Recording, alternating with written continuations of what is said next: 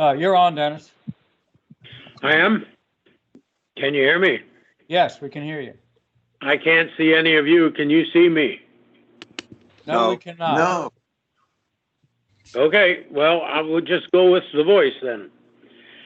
Back in October 9 to 11, 2015, at our 55th reunion, we acknowledged and memorialized 6 of our classmates who have passed.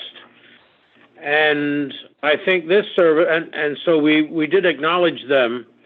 I would like to add to this with Donn Anderson, Robert Christensen, and David Miller. They have not been connected with us, any memorial. And so I would enter their names as part of this. Let us worship God. Blessed be the God and our Father, the source of all mercy and the God of all consolation, who comforts us in all our sorrows, so that we can be comforting to others in their sorrows with a consolation we ourselves have received from God. I'm reading from the Evangelical Lutheran Book of Worship, Occasional Services for Those Who Have Departed.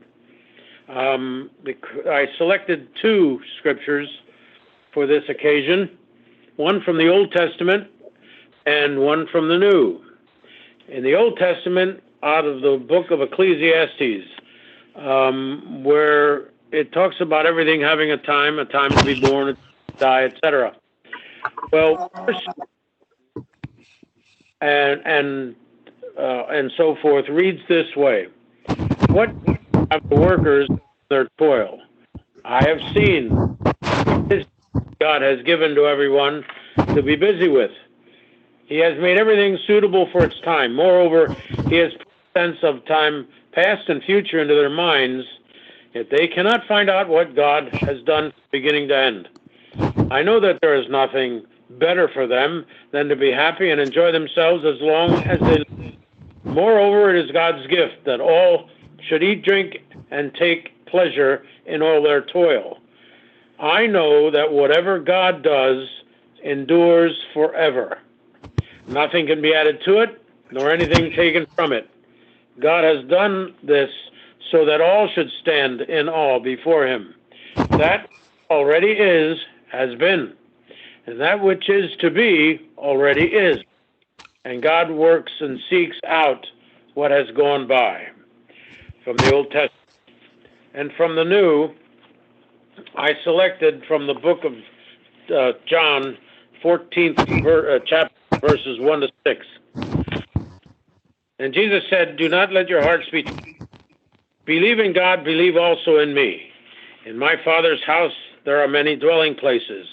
If it were not so, would I have told you that I go to prepare a place for you? If I go and prepare a place for you, I will come again and will take you to myself. Where I am, there you may be also. And you know the way where I am going. And Thomas said to him, Lord, we don't know where you're going. How can we know the way? He said to him, I am the way, the truth, and the life. No one comes to the Father except through me. So ends the second reading out of the Holy Gospel. Now, the words me would be these. I selected these 2 particular scriptures because we are of different persuasions, and these 2 seem to cover, I think, most of the bases. Number 1, out of Ecclesiastes, before Christ even existed, as far as being on this planet, the Old Testament writes, whatever God does lasts forever. That certainly sounds like eternity to me. And I think even the people in the Old Testament were very much aware that this world is not just the now, but it involves a scope of things which are beyond our comprehension. So I include Ecclesiastes as a prelude.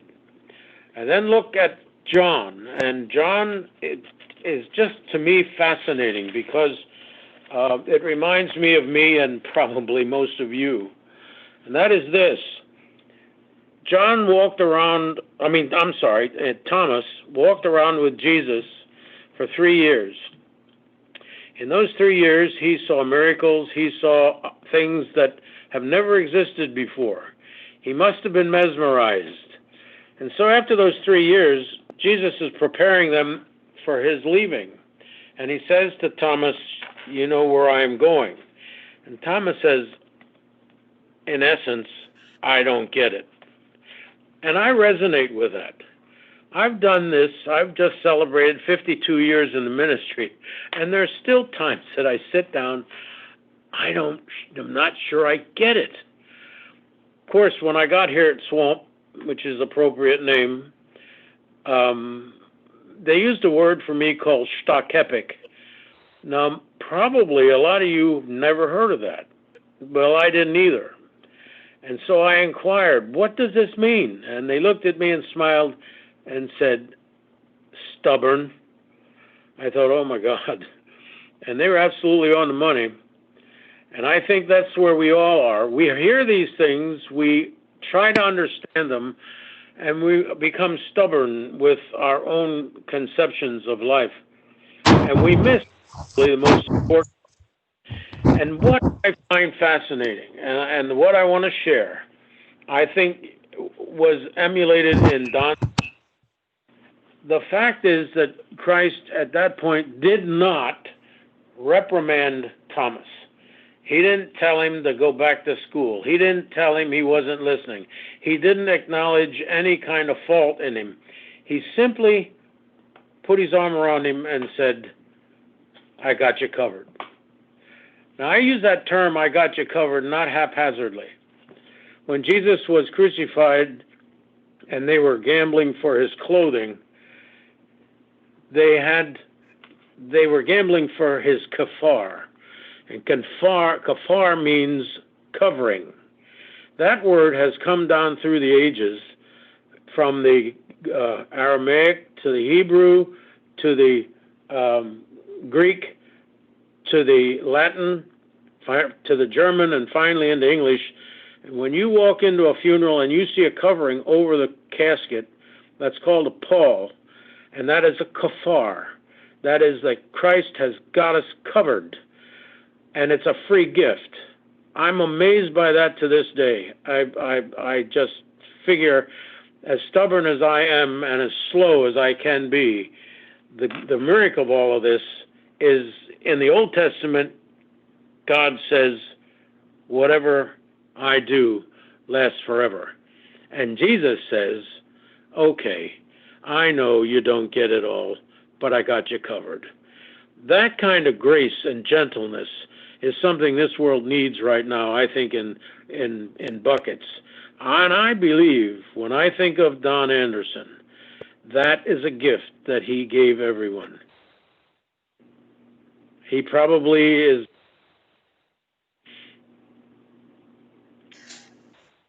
Tony, I think it's up to you. Okay. I don't see me anymore. Does anyone see me? Oh, there we go.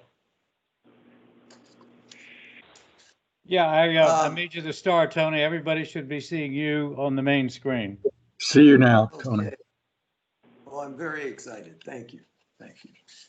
So this may seem like a fairly disjointed presentation, but I think I'm going to cover all the bases, or most of the bases, and I hope that others, after I'm done, will chime in and add whatever thoughts and facts and feelings that they have. The first thing I want to do is read something that Sam Williams sent to me about his thoughts of Donn, because I think they really capture the man in several sentences. And he wrote, "This was Donn, a principled man, a person of dignity, an exterior demeanor of formality, sometimes having the effect of masking his genuine and sincere warmth and compassion He was tall in stature, but yet was a gentle soul and a gentle man. He was a giving person, always encouraging youth, always trying to do the right thing, thinking about others, intent on being correct, not politically, but morally correct. Proper behavior, honesty, integrity being paramount. He was a role model. His commanding voice and reasoned judgment. He had high standards for himself and desired the same for others, truly a man of dignity and proper conduct. That was Donn. And I just thought I would share that because it's so eloquently expresses the man. Now, before getting into some of the details of Donn's life that some of it I never knew, and so I'm assuming a lot of you didn't know. I'm gonna disclose to you something that may come as a cataclysmic shock to you. And that is that, and I got this, by the way, from talking with Tex and Hitch earlier in the week. They knew, and I didn't know, but they disclosed it to me about Donn. And that is that Donn had a mistress. It was a passionate relationship for many, many years. And I know that Donn wouldn't mind sharing her name with you. Her first name was House, and her last name was Representatives.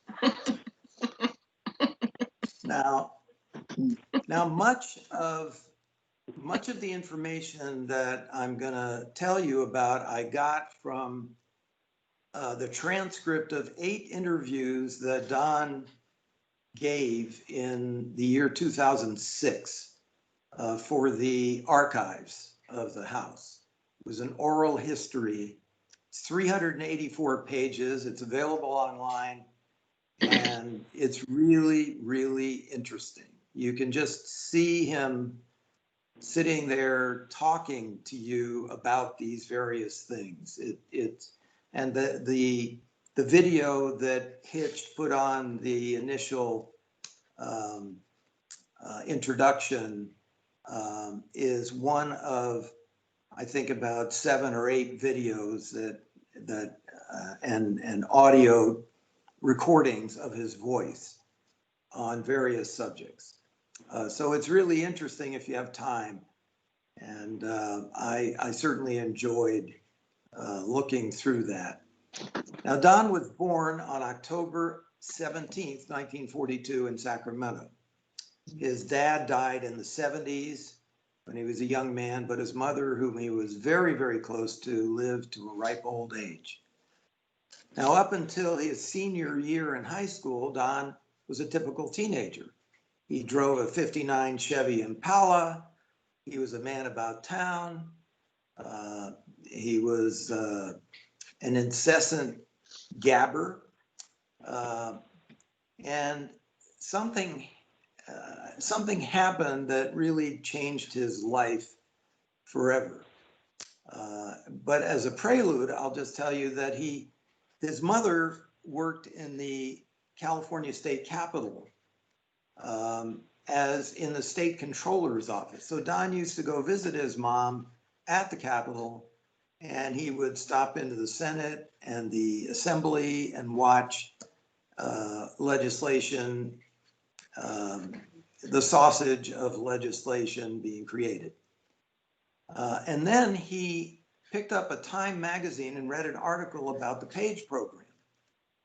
And what he learned was about patronage. He learned that if you have money, if you're a donor to a congressman and a senator, you might have the good fortune of being one of, tiny fraction of kids to be able to go to Capitol Hill and be a page. But undaunted, Donn sat down.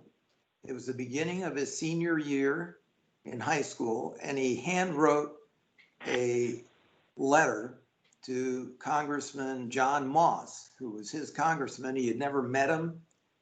didn't know anything about him except that he had an office in Washington. He put a 4-cent stamp on the envelope and mailed the letter. And as Donn talks about this letter, he said it was rife with misspellings and bad punctuation. And we all know what Donn's handwriting looked like, and it was, you can just imagine this letter arriving. So, and what he told him basically is that I want to become a page. I want you to appoint me, and I want to do it because I want to become a more informed citizen. And much to his shock and amazement, he got a letter back from Congressman Moss saying, congratulations, you are going to be a page. You're appointed to start in January. And he just couldn't believe it. He then became somewhat apprehensive because he had never been away from home in his life. And his mom was apprehensive that he was going to be going off across the country, living with people, consorting with people he didn't know in a strange land. But he decided it was an opportunity he could not allow to pass. So they got on a plane together, he and his mom. Of course, they didn't have nonstop flights. So he went by way of Chicago, where he describes he had never been in winter before. And Chicago, he said, was the coldest thing he could have ever imagined. And then when he got off in Washington, it was even worse. Now, the letter appointing him a page was one of the exhibits that Hitch put on his slideshow. And that letter is on in the archives, and you can read it, but it was interesting. The letter was written by the chairman of the now long abolished patronage committee. There was actually a committee of the House whose sole job was to hand out jobs to people. And so that person wrote the doorkeeper and said, I'm nominating Donn Anderson to be a page. The other interesting thing is that it gave his annual salary as $1,800 a year, which is $150 a month. Now, until doing this little bit of research, I didn't realize that House pages earned a pittance compared to what Senate pages earned. And how do I know that? I still have my first Senate pay envelope. We were all paid in cash.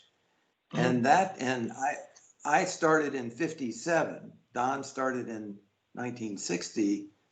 And my salary in 1957 was $306 a month, double what Donn's salary was designated to be. So I'm still puzzled by that because I never knew that. In any event, back to Donn, he arrived in Washington, and his first view of the Capitol was another shock. It was all lit up, but it was red in color. Why was it red? It was going through a refurbishment, the Capitol was, and the dome had been sandblasted down to bare metal and had been primed with rust-colored paint. So he remembered that very vividly in 2006 when he gave this interview. He describes his time at school in the Library of Congress, and he just thought that the Jefferson building of the library where the school is was the most glorious high school campus in the world.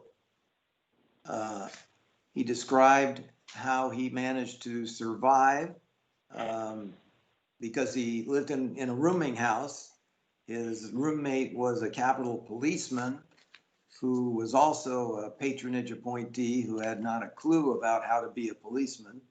But in those days, you didn't have to know how to be a policeman in the Capitol because there were no terrorists, no assassinations, and everything was peaceful on Capitol Hill. all around Capitol Hill, it was the murder capital of the world. But on Capitol Hill, it was safe. And he he regularly ate dinner at Mrs. Eberhard's boarding house. Mrs. Eberhard apparently cooked dinner every evening. It was $1.10 each for dinner, and she could seat 12 people at the table at a time, and they were all men because it was basically men were the itinerants on Capitol Hill, and also construction workers at the time working on the Capitol. And so you could show up at Mrs. Eberhard's, pay your $1.10, sit down, but then you had to be out of there in 30 minutes because she had another seating coming along. And that's how Mrs. Eberhard survived, and that's how Donn and others survived during their time. Now, when he arrived, he had heard about Sam Rayburn. Sam Rayburn was the Speaker of the House, probably the most powerful speaker ever to have been Speaker, at least up until that time. Maybe Nancy is now more powerful. That remains to be seen. But he assumed that Sam Rayburn was a giant of a man. And he was shocked to learn when he first laid eyes on him that he was a 5'5", bald, little chubby, Buddha-looking character. The opposite of what he thought. However, Sam Rayburn was, in Donn's words, treated with almost religious awe. And whenever but he also was very taciturn. He didn't talk to people. There was no such thing as small talk. He barely acknowledged people when they said, "Good morning, Mr. Speaker." And he even was like this with his colleagues, except for the very senior ones. When he would walk in the cloakroom, I think it was the doorkeeper or the sergeant at arms would announce just before he walked in that the speaker was coming. Everybody should be prepared. And if there was a crowd around the snack bar, there would be an aisle opened up for the speaker to go get his cup of coffee. If there was no empty chair, a chair would suddenly appear, and he would walk in as though he were royalty. Now, one of the errands, Donn, by the way, was a telephone page. So he answered the phones and passed on messages and worked mostly on the floor and in the cloakroom. But occasionally he would be asked to run an errand. And one day he was asked to go deliver an envelope to the clerk of the House, Ralph Roberts, at the time. And so he goes to the clerk's office. Ralph is there. He hands him the envelope. He looks around. He sees this most opulent, glorious office, high ceilings, beautiful artwork, lovely desk, antiques. And he's about to leave, and Robert says to him, "Well, son, before you leave, just tell me, how do you like your page experience?" So Donn stood there and told him, and then Robert said, "Please sit down." So Donn sat down and told him what he liked about his page service. And then Donn, being Donn, took the opportunity to cross-examine Roberts on what exactly does the clerk of the court do? Clerk of the House do? And how did he get the job? And does he like it? It was more of an interview than Roberts gave to him. And after that experience, he then and there decided that day that was going to be his life's ambition, to try to figure out how to get that job. And I don't know how many people realize how few humans have ever been clerk of the House. As of today, 2020, only 35 Americans have ever served as clerk of the House of Representatives. Now, for those also who don't know, I didn't know, I looked it up. The salary of the clerk of the House, at least as of 2015, I couldn't find current figures, was $172,500 a year, which was a couple of thousand less than a congressman made at the time. Now, Donn was a very skilled people person. He was a good listener and a good observer of people. And he learned this trait from his mother, who told him, watch out for the quiet fellow. He's actually listening, and he's actually paying attention. And Donn loved to quote Benjamin Franklin, who said, it's better to be silent and thought a fool than to speak and dispel all doubt. And that was Donn. He was able to figure out why people succeeded and why others failed, why some people enjoyed trust and respect and fondness for others and others did not. And he tried to acquire those positive traits and avoid the negative ones. So after he finished his telephone page experience, he went back to California, attended Sacramento State only for a couple of years, and then he went back to Washington, transferred to George Washington University, and immediately got himself another patronage position, that of elevator operator. And he learned that if he could be assigned to the back elevator, he could get a lot of studying done. But he also, with his gift of gab, managed to meet a lot of people and engage them in the elevator. So he knew these people eventually by name. He knew what floor they wanted to go to without their ever saying it. And he was like one of the guys. And he did that for a number of years. And he picked up more and more fans doing various jobs in the House. He kept getting appointed to different positions. For instance, he became the assistant enrolling clerk. I didn't know what an enrolling clerk did, so I looked it up, and they're the people that put together the final copy of legislation after it's been passed, and it's all, I don't know if it's on parchment or what it is, but the enrolling clerk is the person who's responsible for putting it in that final form. He also got a job as a clerk in the House Finance Office. I have no idea what he did there other than to count money. And then he became the assistant manager of the Democratic cloakroom. And that was to organize this small space for the 200 and almost 300 Democratic members who would flock and hang out in the courtroom. And it was interesting that he was an assistant manager of the cloakroom because another of our classmates, Ron Lash, was the manager of the Republican cloakroom. And to have two classmates being managers of opposite cloakroom, I don't know if that's ever happened before or since, but it did happen.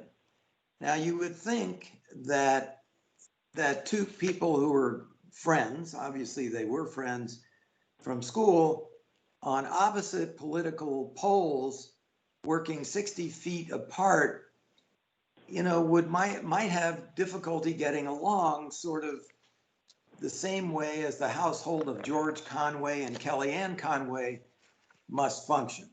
Now, I don't know how they function, but I do know how Donn and Ron functioned, and that was they went out to dinner 2 to 3 times a week for decades at the Monocle restaurant. They were best of friends, and their politics clearly didn't get in the way of anything. And it's interesting. It's really interesting. I talked to Ron. I don't know if Ron's on the call. But I asked Ron, who was Don's best friend? Ron said, gosh, I don't know. I don't think he had any best friends. I said, well, how often did you hang out with him? And that's when I learned 2 to 3 times a week for dinner for decades. So we know who was his best friend. Now, the next job that Don had was very, very important. It was the one he had before becoming clerk. And that was, he was the majority floor director. I didn't know what a majority floor director was either, so I looked that up. And he had responsibility to ascertain which way the vote was heading by the members and to determine whether it was heading in the right direction as far as the leadership was concerned. And he wasn't a whip. He wasn't going out collecting votes. He was just taking the temperature. And if the temperature wasn't very good, he would cajole, push, nudge, and get people heading in the leadership direction so that things went smoothly. He was appointed to that job by Speaker Carl Albert, and he did that for 15 years, from 1972 to 1987. And during that time, there was a lot of technological change of what went on in Congress. And Don played a leading role in technology. There was one congressman named Charlie Rose, who was a tech geek type. He loved toys. And Don found it, as his experience as a telephone page, that it was really a nuisance trying to call members to get a hold of them, especially when they didn't want to be found, because a lot of times members don't want to be found. And it was very frustrating. So in those days, beepers came into being. But Don suggested to Rose to get a pilot program with Motorola to see if there was some beeper that you could actually give an oral message in real time. Get your butt back to the office, or call your wife, or something. And Rose said, let's do it. And they did that pilot program. And within a very short period of time, everybody was carrying one of these beepers. And that was all Don. And then later, in 1979, television came to the house. And I'll address that in a second, because that played a very big role in Don's thinking. And perhaps to his loss of his clerk job. Don, one of the things Don talked about in his retrospective was that he was there when Gerald Ford was elected president by the House of Representatives. The 25th Amendment, I'm sure some of you know, provides that when the office of the vice president becomes vacant, Spiro Agnew had resigned, the way you replace him is the president nominates and the House and the Senate vote by majority vote to approve. And if they both approve, then the person becomes vice president. And that's what happened while Don was there. But because Jerry Ford was a very even-handed politician, he didn't hold grudges, he wasn't terribly political. Don got to know him very well and actually considered him one of his friends. After Ford stepped down from the presidency, they continued to have a personal relationship. And Don talked about how Jerry would call him from time to time at home and just shoot the breeze. And that was really interesting to me. He addressed the question of when did the loss of civility, what was the origin of that? And that's where television comes in.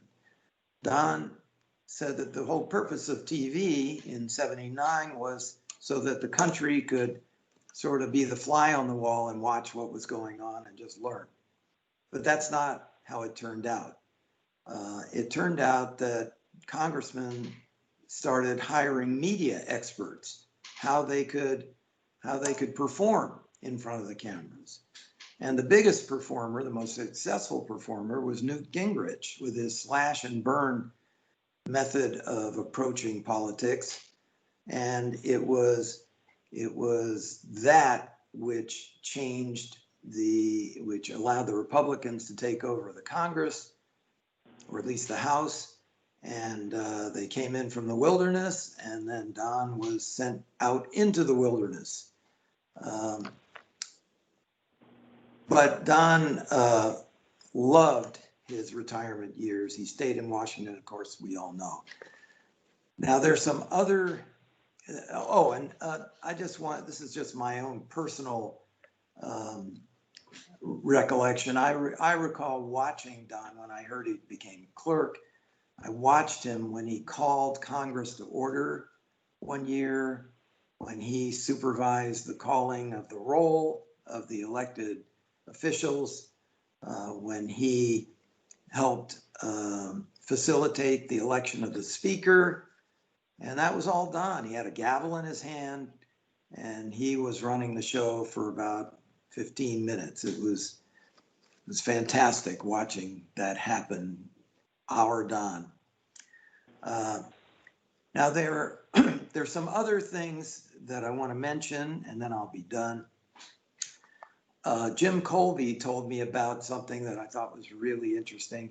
There is an honorary elm tree on Capitol Hill with a plaque dedicated to Donn's service in the House for 35 years, from 1960 to 1995. Congressman Vic Fazio from Davis spearheaded that, and anyone can go and look at that tree and look at that plaque. There was a ceremony, Jim was there, and there aren't that many trees with plaques on Capitol Hill honoring former employees. Then there was the story that Sam told me. Sam Williams was in visiting Donn one day in his office, and Donn suddenly said, "Hey, Sam, would you like to meet my friend John Lewis?" Sam knew who John Lewis was, said, "Well, yes, how?" And so Donn walked Sam next door where John Lewis had a Capitol office, and walked in, introduced Sam to John, and they schmoozed for a while. And it turned out that that John Lewis and Donn were good friends. They visited each other regularly since they were right next door to each other. And that was something I didn't know. But when John died, in fact, the day after he died, Donn called Sam, or Sam called Donn, I'm not sure, to talk about John. And Donn was very, very, very upset about John Lewis's death. Very upset. So it was clearly a deep friendship that I frankly didn't know. Then there was the time Donn offered patronage to me. I had written him a congratulatory letter in 1987, congratulating him on his election as clerk. Donn immediately wrote back and offered me a job as a lawyer for the House of Representatives if I wanted to give up my personal injury practice. He called it ambulance chasing, but he invited me to do that. But for the fact that I had a 3-year-old daughter that I had to raise, and of course I didn't know this, if I had gone back, I wouldn't have met Kaz, my dear, sweet, beautiful soulmate. That would not have been a good idea. And so I declined his generous offer, but I still have the letter inviting me to come to be a lawyer. And there's one last thing, which I don't know much about. I hope somebody on can elaborate. He became very involved with the church. He converted to Catholicism. Dan Rostankowski and Libby Boggs were the Congress people that got him involved in that. He became very deeply involved with his church for the last 15 or 20 years of his life, 25 years maybe. And I just know he spent a lot of time with the church. I just don't know that much about exactly what he was doing with the church, other than he was appointed by the Pope to be a member of the Equestrian Order of the Holy Sepulchre of Jerusalem. Now that was a mouthful, and of course I didn't know anything about that, so I researched that. And that is an order of knighthood, actually, in the Catholic Church.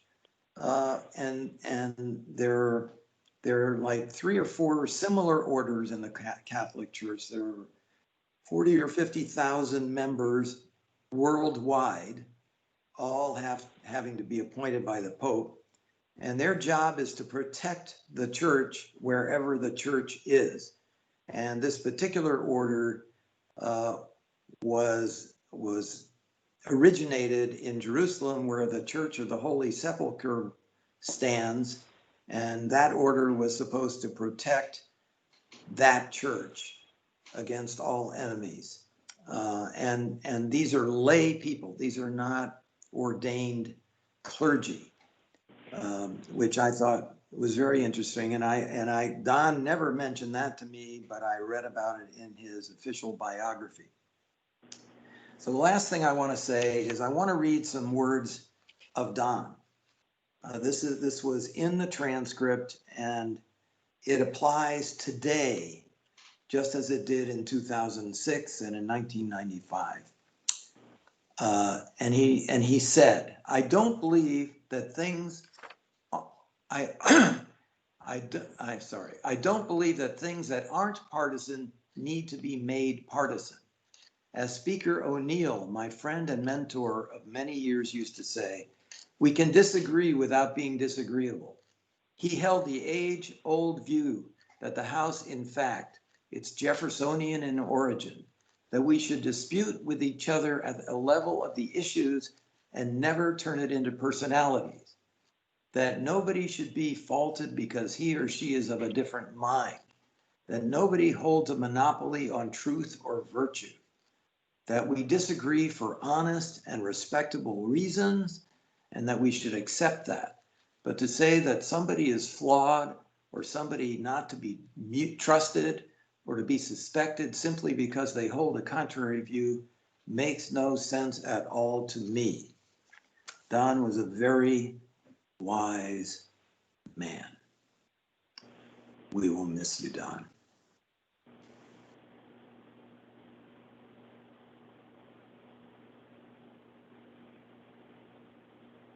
Thank you, Tony. Wow. Great job. Thank you. Does anyone else have a few words? If you'll notice, there's a little thought balloon that you can access on your screen, which will take you to the meeting chat over on the right side. It will make that window appear. In that window, I have placed the opening piece, pictures and so on of Donn that I threw together.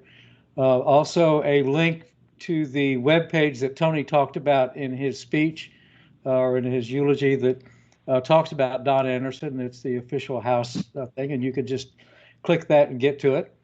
As I mentioned at the outset, this meeting is being recorded. I will figure out how to make it available to anyone who wants to access it, and I will communicate with you via email the same way we put this meeting together.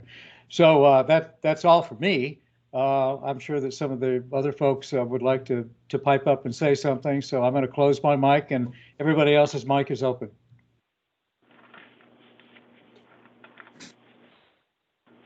So I'll chime in here. This is Jim Colby. I'll just chime in for a second here. My picture doesn't seem to be up there. We still have Tony's up in front and center there. But just to add to what Tony said, but by the way, Tony, that was absolutely fantastic review of Don's life and some things that I didn't really know about.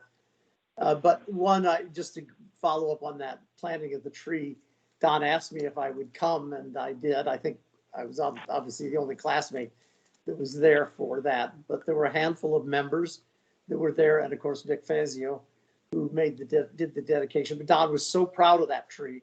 It's right there at the corner. If you come back, it's right there at the corner between Longworth and Cannon, right across the street towards the Capitol, on the Capitol grounds there. And the other thing that's so important about Don after his, well, during the time he was clerk, but especially afterwards, he was passionate about the Page program. I was chairman of the Page board during the time he had left office as clerk at that point. But he was on the board as one of the Democratic members, and he was absolutely passionate about it. And he followed up with mentoring many of the Pages, taking them out on weekends, taking many of them to the church of the Basilica. Those that were Catholic, he would take every Sunday up there, and others he would take out on jaunts during the weekend to different places, the parks and so forth. So he was really passionate about that, and he cared, and he really followed up with the Page program. Don was he was truly one of the great people, and we do miss him greatly. Thank you.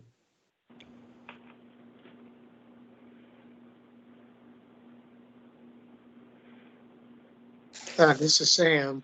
I just wanted to thank Bill Hitch for putting this together, getting us together like this. And some of us are not as technically savvy as others. And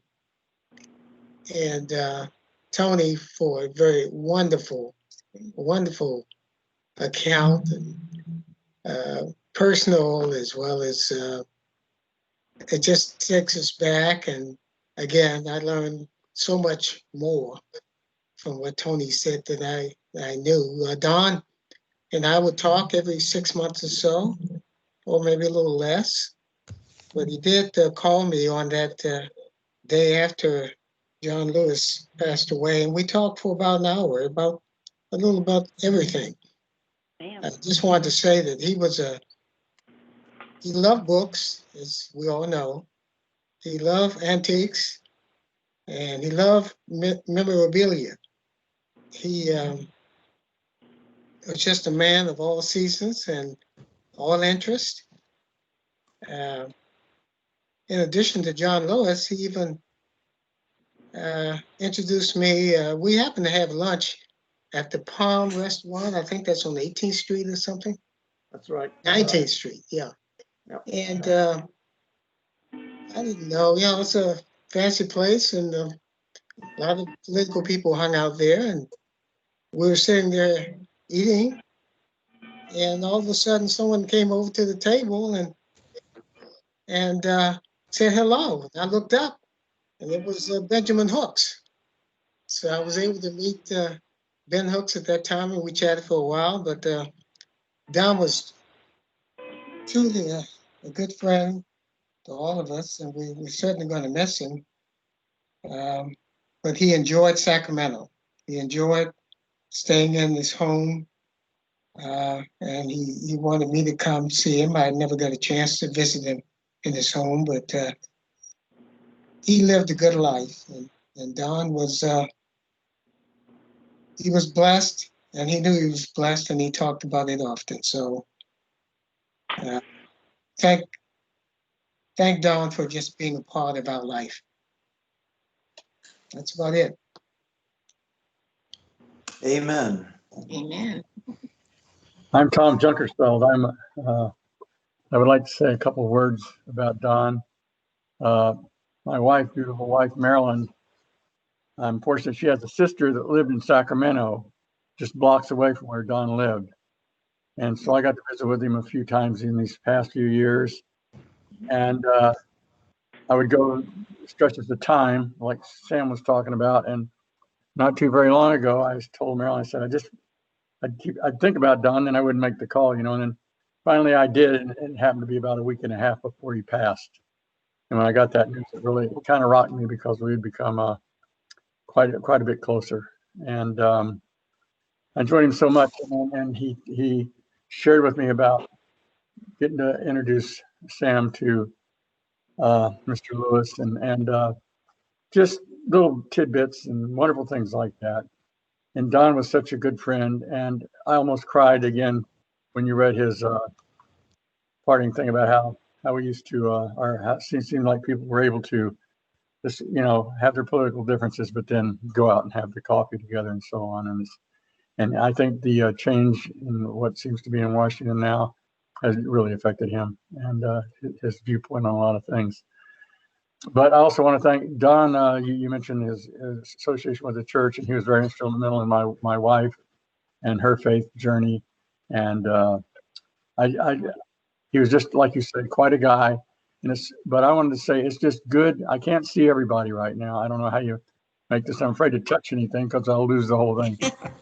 But everything that's been done here today, I really appreciate Tony and the prayer by Dennis, and it's so wonderful to see you guys. And I'm lucky, for every bad thing that comes along, there's something good maybe come out of it. And this idea of us being able to get together now on Zoom or whatever we get together on and see each other is just a wonderful, beautiful thing. I'm glad to be a part of it. Glad to be a part of the Page School class of 1960. God bless each and every one of you. Hi, this is Just Tex. one more thing, quickly, 5 seconds. I want to thank Dennis as well. So thank you Tom for mentioning that. And Dennis, I still have your cane. May it hold you up forever. Okay. Hi, this is Tex here with Shirley, and it's good to see all of you. And I'd also like to thank Dennis and Tony for their words, and all of you. Again, I'm like you. I've talked to Don periodically, and we spent a lot of time at our reunions, as you can see from some of the pictures that's been sent out. But almost every time I talked to Don, he talked about his friends in Sacramento, and especially Chris and Brenda, his next door neighbors. And y'all were very kind to Don, and we're eternally grateful to the help and comfort and friendship that you gave to him. So thank you very much for that. Shirley? Well, I loved visiting with Don. He is always so interesting to talk to, and I just loved his voice and the way he could tell a story, mustache. And he would, with his mustache, and I just have great memories of him, and I feel very blessed to have known him. Hi, this is Dave. Can you all hear me? Yes. Yes. Okay. I'd like to say a few words, if I may. And Tex, thanks for mentioning about the neighbors. I wanted you to know, Brenda and Chris, that Don and I talked to maybe a couple of months ago, and he said he owes everything to his neighbors. He said if it weren't for you, he wouldn't have items in his pantry, that you took such good care of him. And I greatly appreciate that very much. I also have a couple of personal things on a much smaller level, but just and maybe this is something that you have shared too, but a little small thing to me means a great deal. And whenever I would call Don, he had a response to my saying hello to him, unlike anyone's ever had. I would say things like a real casual opening, "Hi, Don, this is Dave." And he would respond with, in his mellow baritone voice, "Hello, dear friend." And it immediately put our conversation at more of an intimate level. And I always appreciated that. Mm-hmm. And then I recall how he closed every email, every letter, every note that he sent us at Easter or Christmas time. And he would always close it the same way. And I think it reflected his feelings about us individually, our friendships, and how he felt as a member of our class and a group of friends. And he closed every memo, I'm sure you'll recall, with 2 words: fondly and faithfully. And then I in that last conversation I had with Donn, I was really happy that I was able to thank him for the contributions that he has made to our reunions. You know, once we started having reunions, Donn was a super guy to bounce ideas off of. You know, what do you think about this, Donn? What activity can we plan? And he was instrumental in planning a number of the things that we did. If you'll recall, we always had things that we did on Saturdays. And I remember, I think it was the 2010 reunion, Donn and probably you, Jim, and Ron maybe pulled some strings, and they ended up getting a staffer assigned to us on a Saturday, no less, to come over to the Library of Congress and use their magic elevator key to get us admitted to the top floor of the Library of Congress. And we were able to nose around the old haunts of the school. And if you recall, we had our pictures taken as a group photo. And also, I think it was the reunion in 1995. I may be wrong on that, but I'm sure we'll all remember that we gathered on the floor of the House of Representatives. And we were down in the well and took turns sitting in the speaker's chair. You remember that? And while we were doing that, Donn regaled us with stories of the House and history. And he was absolutely in his element. I mean, the guy was just bursting with enthusiasm, and his passion for his role as clerk and for the things that were going on in the House, it was contagious.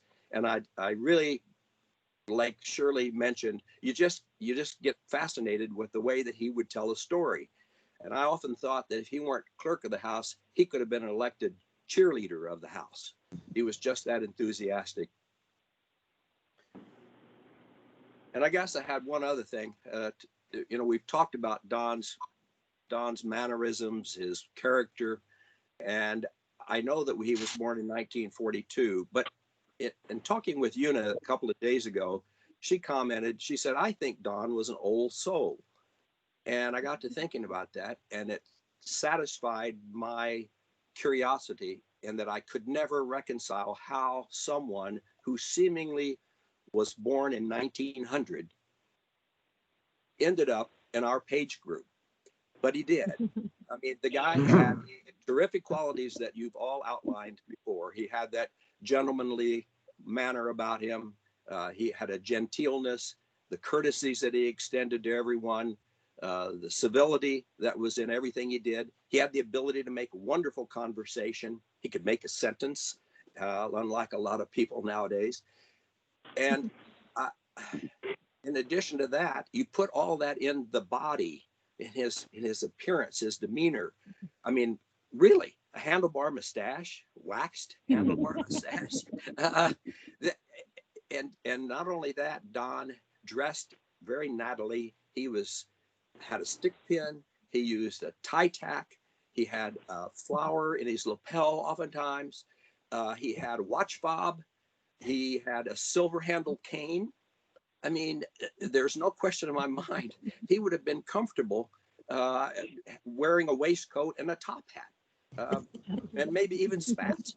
So I really think that you know, there's just a tremendous amount that we're going to miss about Donn. It's a rare coupling of all the things that he had as a personality and the way he carried himself that made him truly unique. And I just enjoy Donn as being a close friend, and I'm going to miss him a great deal.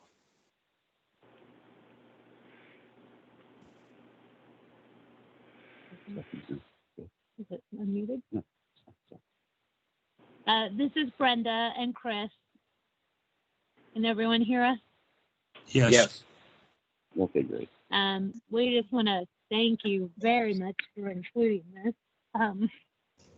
I'm not usually someone that can't speak, but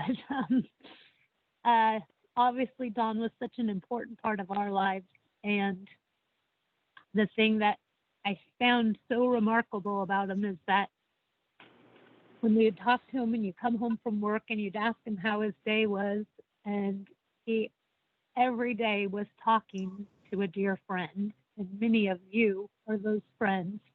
And that's what kept his life so full, especially in these recent months when he couldn't leave the house because of COVID. It just meant so much to his friendships over the years. And thank you for letting us share. And today we learned even more stuff that we didn't know. And right when you thought you'd heard every story Donn could possibly tell you, he'd come up with something else that we didn't know.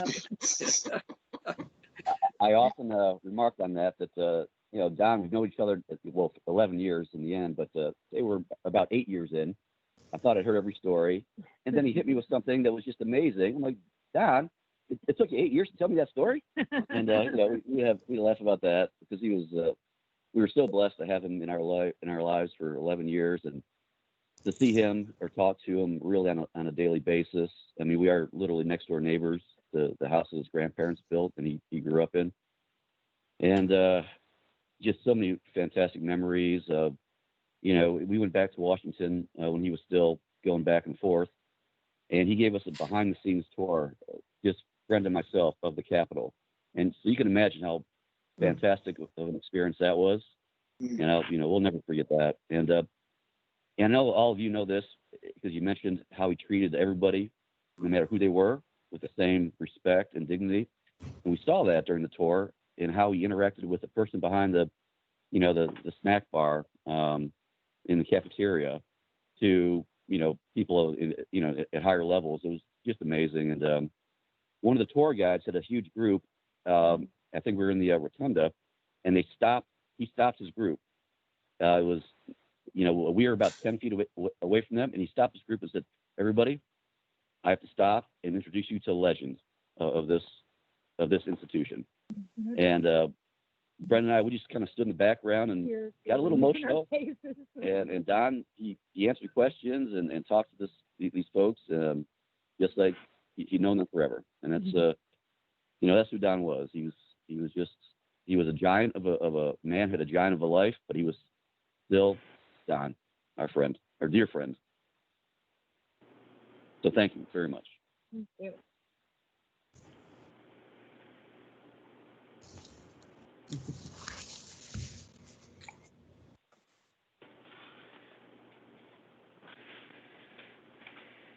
Tony?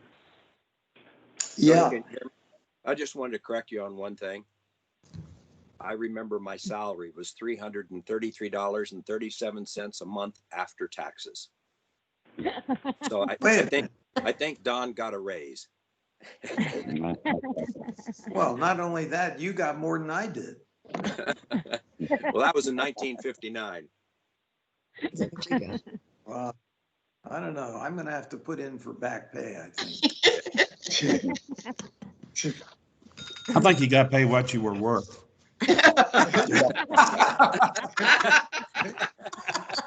Well, there's no question.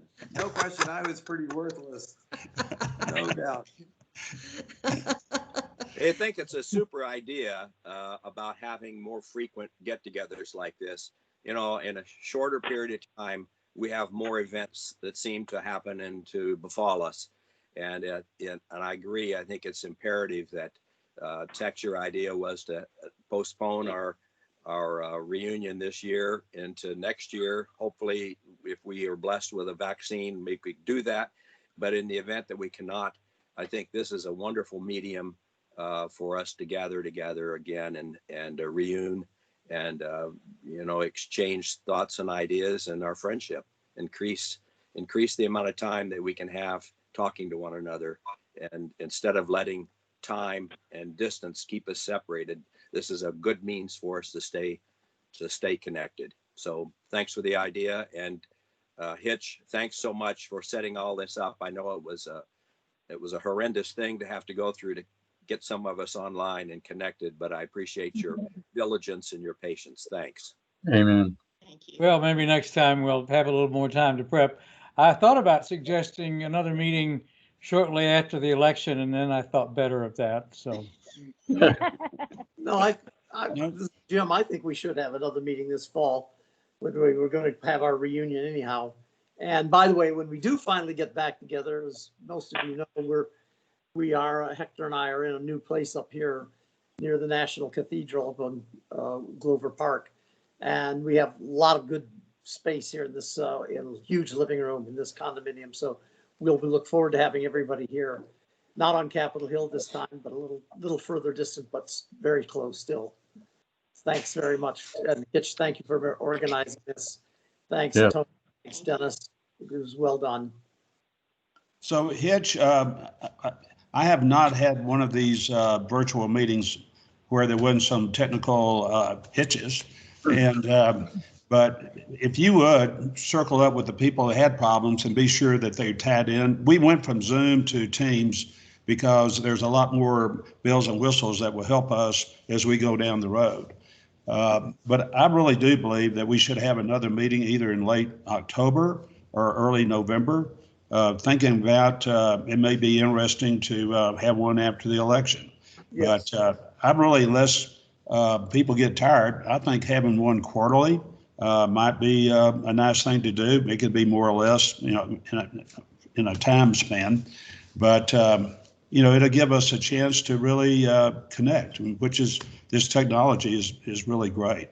So, and maybe in November, we can see where we are with the virus and see if we can reschedule the reunion for face-to-face sometime in, February, March, April, that time span.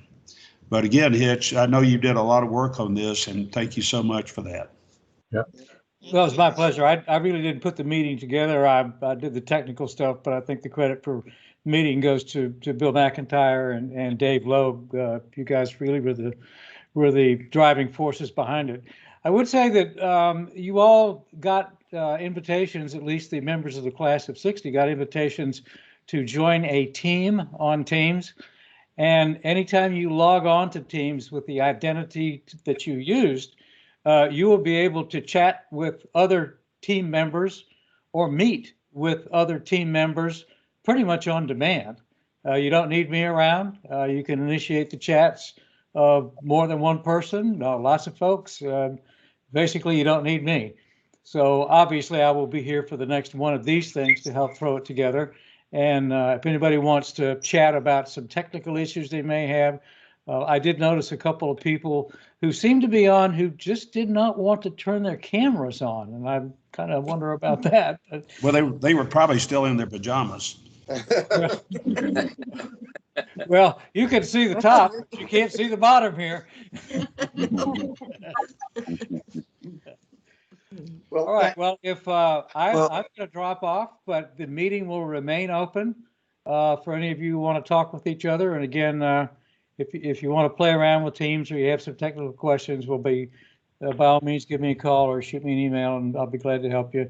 I have done work with Microsoft, so this was pretty thrown together pretty fast, and this biggest one I've ever put on this quickly. So thanks for your patience, everybody, and I'm going to shut up now. Well, Hitch, I just want to thank you from San Francisco for doing this, and Tex and Dave, thank you for instigating this event. I think it's a fantastic idea to meet quarterly because everyone can participate regardless of their ability to travel, and we can really catch up. I noticed Paul Stanford is on this call, but I can't hear him, can't see him. But if you're listening, Paul, I want to hear you and see you someday. Well, he's muted.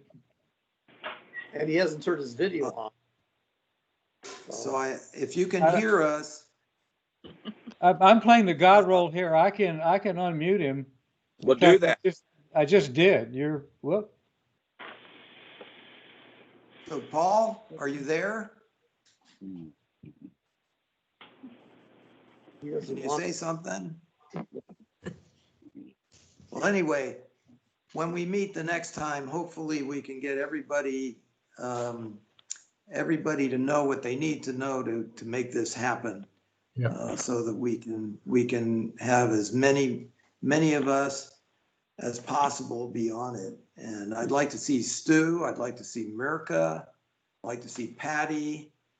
I'd like to see everybody. And Beth, Jim, where's Beth? I should have told her about this. It's my fault that I didn't. I will make sure she's on the next time. Hey, one last All right. reflection on Donn. One last reflection on Donn from me, Tom Junkersfeld. Do any of you guys remember the first thing, first expenditure Donn made with his paycheck when he was at Page? The first what? What he purchased when he got his first paycheck? I don't know. Was it not a fancy Meerschaum pipe? Oh, Talking about the old soul thing, he bought that Yeah. pipe. He did like his stuff. That's right. good memory. I remember that. Memory. He did have a lot of pipes. Yeah. Yes, he did. He still And does. he used to smoke cigarettes with the cigarette holder, the ivory cigarette. Remember that? Yes. He did love his I was- camels. Yeah, I think he was born in 1900. I bet. I think Rod Sterling played a trick on all of us. He transported him from the 1900s and plunked him down in the congressional page office there. Anyway, guys, thanks again so much. Thanks again, everybody. Thank you. Thank you. Thank you, Tony. Bye. Bye, everybody. Nice seeing everybody. Bye. See you later in the fall. God bless everybody. Goodbye. God bless. Dave, I don't know how to turn this off.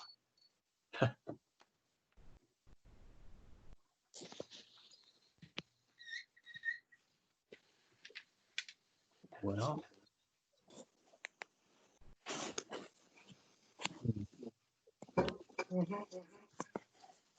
I don't seem to know how to get out of here either. What?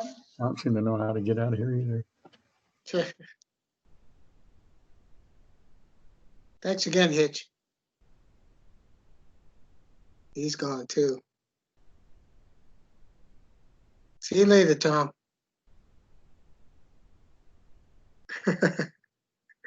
Okay, buddy.